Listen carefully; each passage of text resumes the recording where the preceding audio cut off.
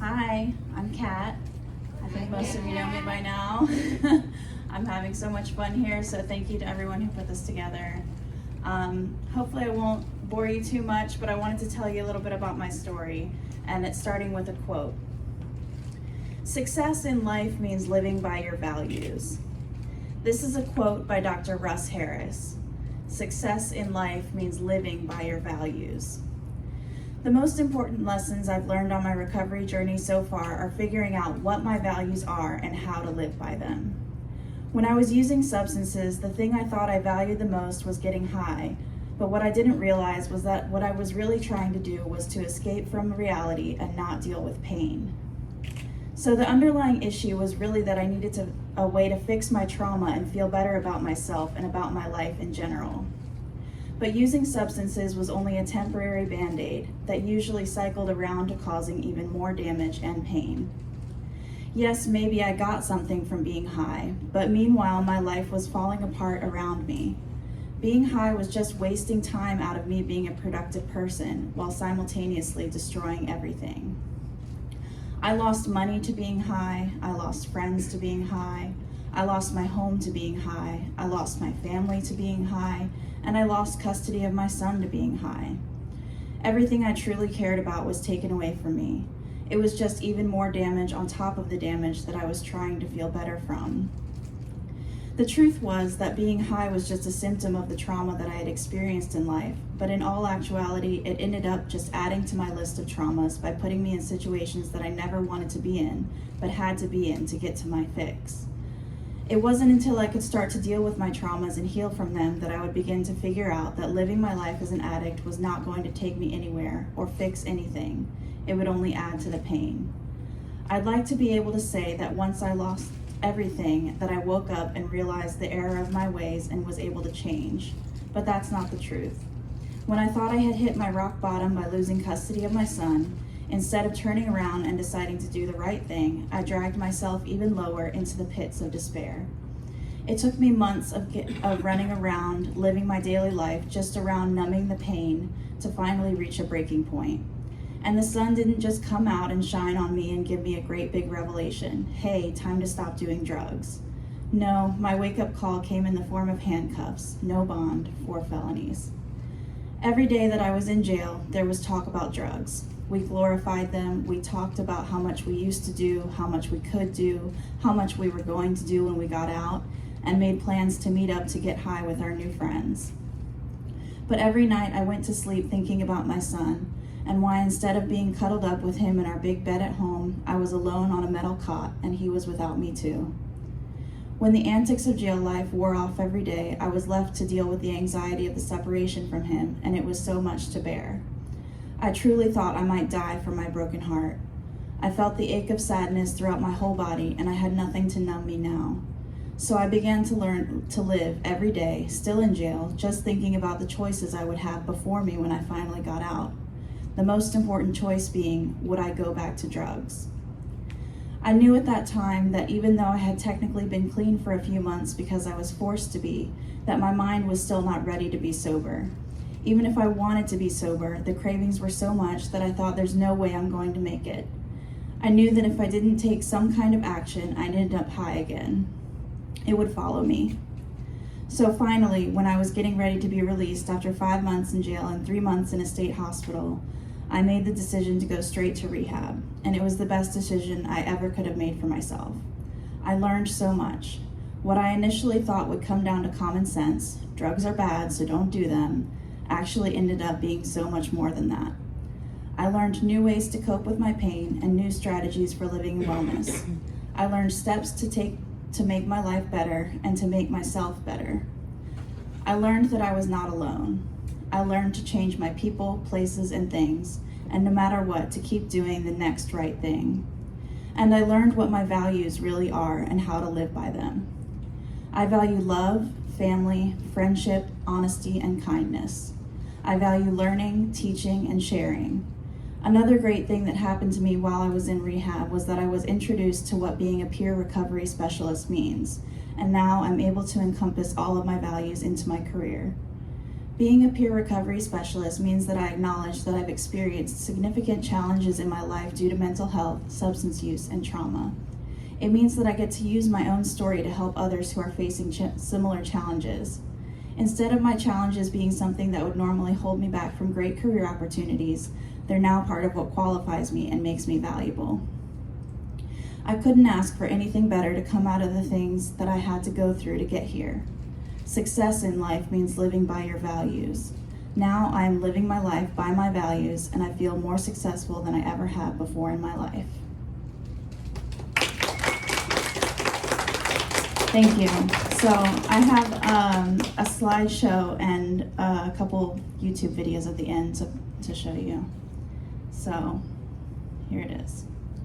And if you could, I would love for you to participate and raise your hand or shout it out if you have some things that you'd like to add. So what are my values in recovery and how do I live by them? What is recovery?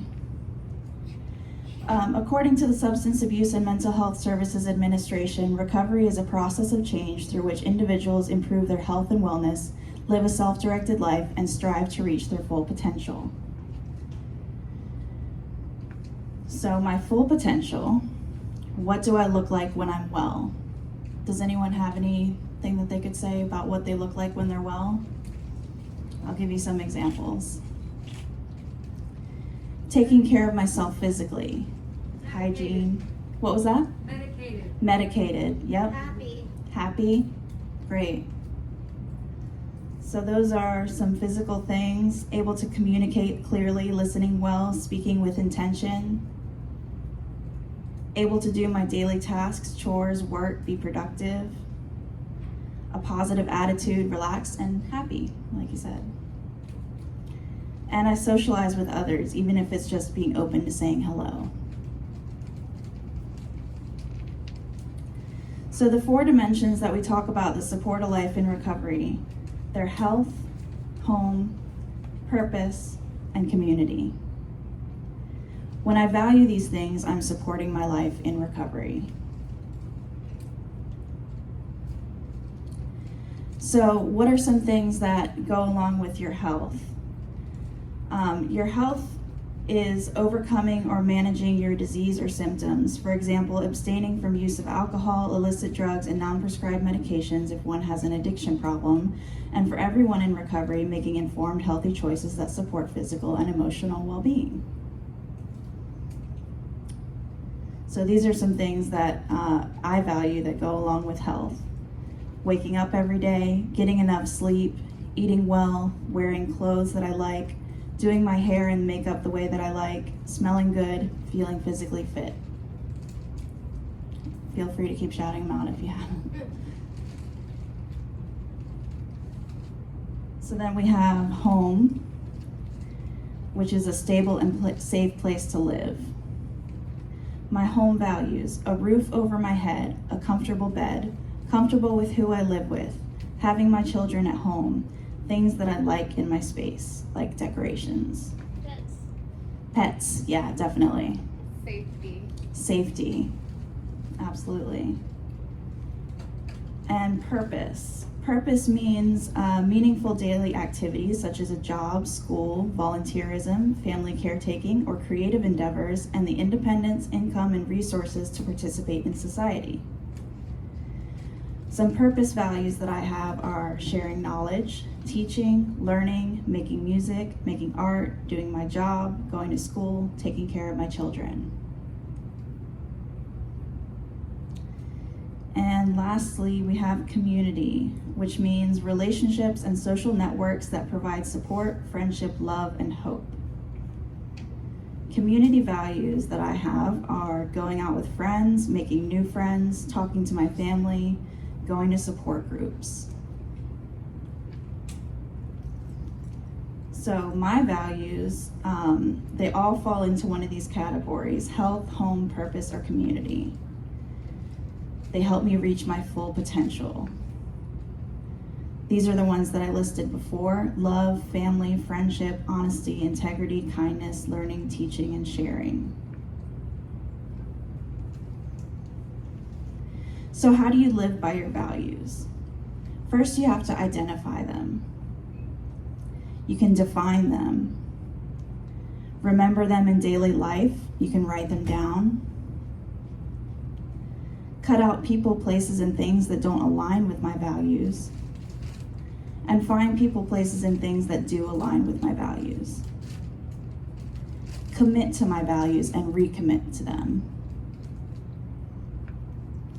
Let my values guide my decision making. Success in life means living by your values. And when we're living by our values, that makes us successful. So now I just have a couple of YouTube videos that I would love to share with you. The first one is the Reclamation Sisters, who are sisters in recovery. Sister Laura. Hey, this is my sister Jean. We're the Reclamation Sisters, and today we're going to talk about values.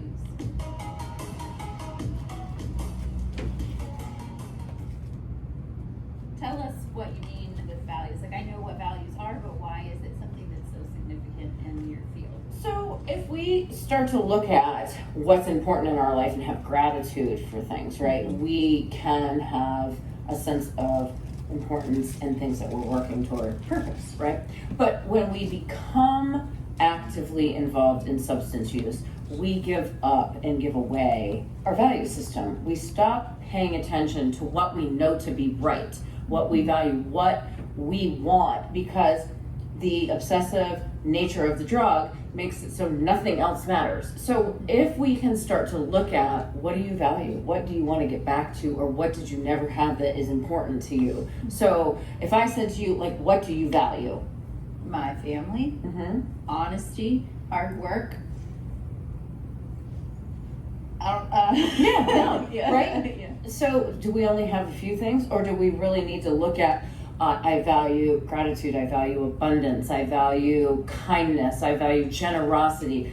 My biggest thing is I value people who are on time, because that shows there is a relationship of respect. I value respect. I value vulnerability. People often say loyalty, trust, all of these things. Some of those things can be confounded because there's a street sense of loyalty, and then there's actual trust and loyalty because of people engaging in your life in an appropriate manner. When we're in active addiction, we don't have anything that we value other than getting high. So if we can kind of look at what are two things that we value most in our life, and then what values do we have that support those values? How do I know that I'm starting to struggle, or there's something going on? What values do I give away? What values do I put down? What do I do to protect my values? No matter what you're trying to recover from, what is it that you value? But when you're in addiction, what do you have? None of that.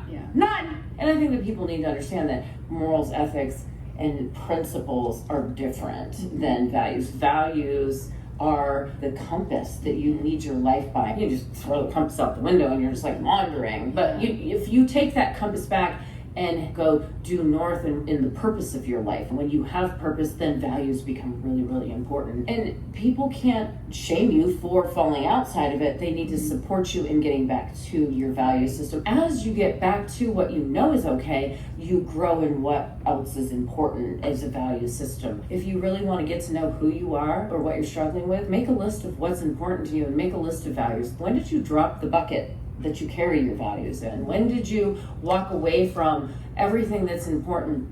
How are you going to get back to that? Can you have an honest conversation with yourself? Were you able, when you were addicted, to stop and realize that you gave your values away, or that's something you learned when you were in recovery or in your There was periods where I was like, well, this is probably not a good idea. I'm still going to do it. Yeah, that's what I did. I'm going to do it, because the obsessive compulsive nature of needing that drug drives you to do whatever it takes. It just shifts your core. You are not who you were. But you can ultimately get back and become a better version of yourself when you start to analyze, oh my God, like, that is not what I know to be right. My values are what guides what's right in my life. So, and you knew that when you were in addiction, but You can't get out of You it. can't get out of it. So it was going through all the different stages of recovery that you went through that you were then able to say, Yeah. like, okay, I know it, but now I'm able to Right. work towards that better. Now I'm a pain in the butt about it. Yeah. Like, yeah. rules allow you to be successful, be on time, eat with your family even if you're in your bathrobe and exhausted. Like, you spend time doing the things that are important to you. What are you doing to stay aligned with your values? And don't allow people to put their values upon you. That doesn't work. Everything means something to everybody very different. So Interesting. So we'll have a blog about values as well. You can check out our blog at reclamationsisters.com/blog, and that'll have some information and sort of help you guide how you look at values and maybe help you decide which ones are most important to you to help that Sleep. planning. Yes, sleep. It is, because we're all super tired right now. super sleepy. If you found value in this video, please hit the subscribe button, the little notification bell next to it, and you can check us out on all your favorite social platforms. Such as what? Such as Instagram. No. Yeah, Pinterest. All right. Now, I've got another one here, which is actually by the doctor who came up with that So, quote. Brendan, you're not fat. It's the shirt. Look at Nate. His chew class.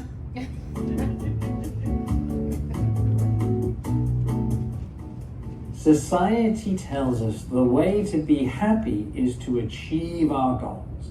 Get that great job, earn that money, get a good body, find a partner, have happy, healthy kids, have a big house, have a nice car, have holidays. Goal, goal, goal, goal, goal. And it's true that if you do actually manage to achieve these goals, then there is a little moment of joy and happiness. But how long does it last? How long before you're looking at the next goal, and then the next goal, and then the next goal? And as we live our life trying to constantly strive to achieve these goals, one after the other, how tiring and exhausting does it get? Is this you? There is a radically different way to live your life, which is a life based on values, a values-focused life. It's like two kids in the back of a car, and it's a 3-hour car journey to Disneyland. And the first kid is totally goal-focused. Are we there yet? Are we there yet? How much longer? Are we there yet? This journey of frustration, it's all about the goal. The second kid is values-focused. He's got the same goal. He wants to get to Disneyland, but he's also in touch with his values around curiosity, adventure, having fun. So he's looking out of the window, playing I Spy with My Little Eye. He's counting all the interesting farmhouses that he sees on the way. He's spotting interesting farm animals, cows and sheep. He's noticing different types of trucks and cars on the freeway. So he's actually appreciating the journey as he heads towards his goal. Now, they both reach Disneyland at the same time. They both have a fantastic time at Disneyland because they both got to achieve the goal. But the first kid had a journey of frustration. The second kid had a fulfilling, rewarding journey. Then on the way home, the first kid, are we home yet? Are we home yet? Are we home yet? All about the goal, all that frustration. Second kid's looking out of the window, noticing how the world looks different at night, spotting the lights in the farmhouses and the cat's eyes on the freeway. The car breaks down on the way to Disneyland. Now, both kids are really disappointed because neither of them achieved their goal. But the second kid at least had a fulfilling journey up until that point.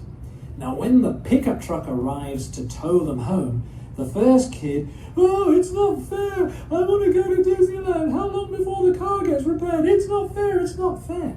The second kid starts to notice how the world looks different when you're sitting in the front of a pickup truck high above the level of the rest of the traffic. So this is the very important distinction between the values-focused life and the goal-focused life. In the values-focused life, we have the fulfillment and satisfaction of living our values every step of the way towards our goals, the satisfaction of achieving our goals, and the fulfillment that comes of living our values even when we don't achieve our goals.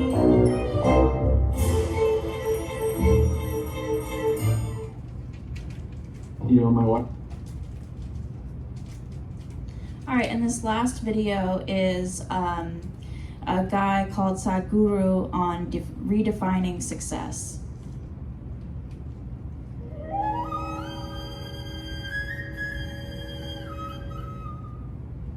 Success and failure is not in the volumes of money flowing into your life. Success and failure is not dependent upon the recognition that you're finding in the world. You're successful with life if you know how to walk with joy through hell.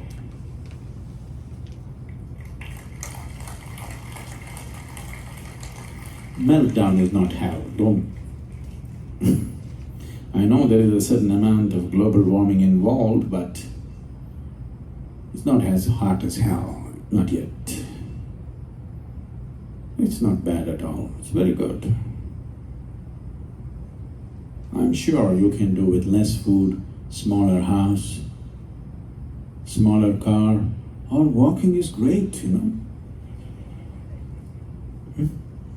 Walking is very good for health, do you know? Some man who just became 100 years old in Coimbatore city, I have not met the man, I read in the newspaper just a month ago, his 100th birthday. They asked him, what is the source of your health and well-being, because he's still strong and good. He said, I am a walk king, you know. He put a hyphen in walking and said, I'm a walk king. Because every day I walk 100, I'm still walking. So your failure could be extremely good for your well-being. Don't be against your own well-being. You know? Satyamao Ganji and walking. Sure recipe for health.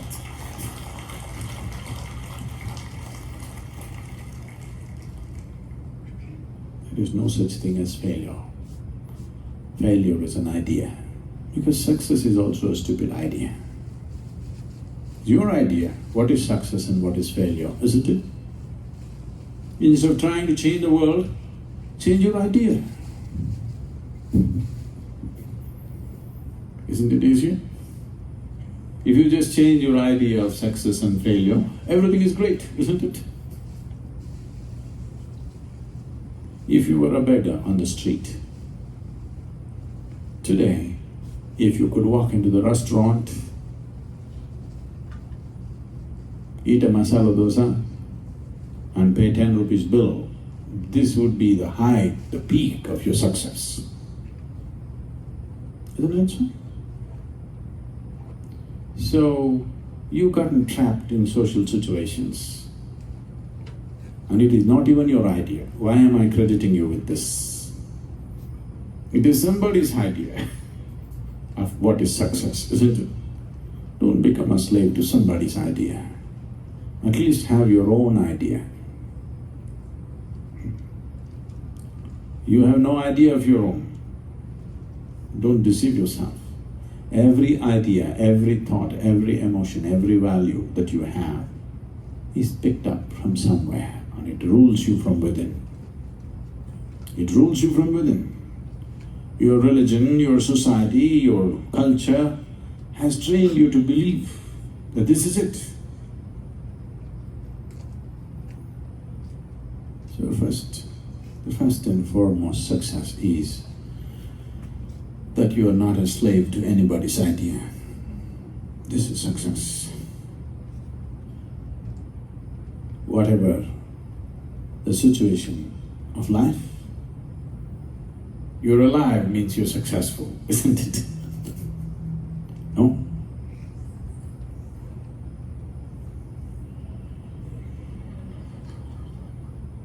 Let me see it if you're successful. This is success, you're alive. You don't know the value of life. You're crying about the share market. You do not know the value of life. Because the damn graph is going up and down, you want to die?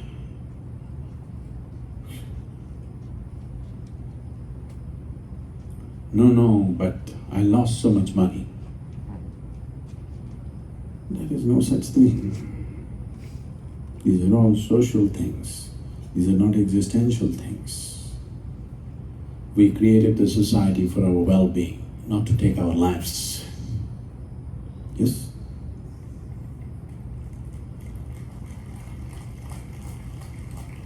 You created your family, your social structure, and every other damn thing for your well-being, not to take your life, isn't it? Now every damn thing can take your life. Don't make things that you create, things that human beings create, larger than your life. That is the basis of your suffering.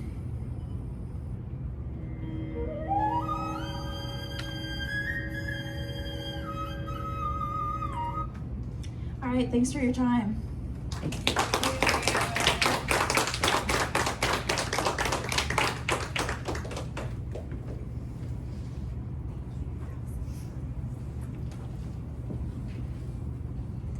Thank you, Sarah and Kat.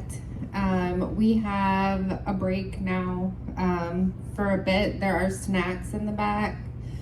I think they just put out fresh coffee and snacks. So if you're hungry, grab a bite.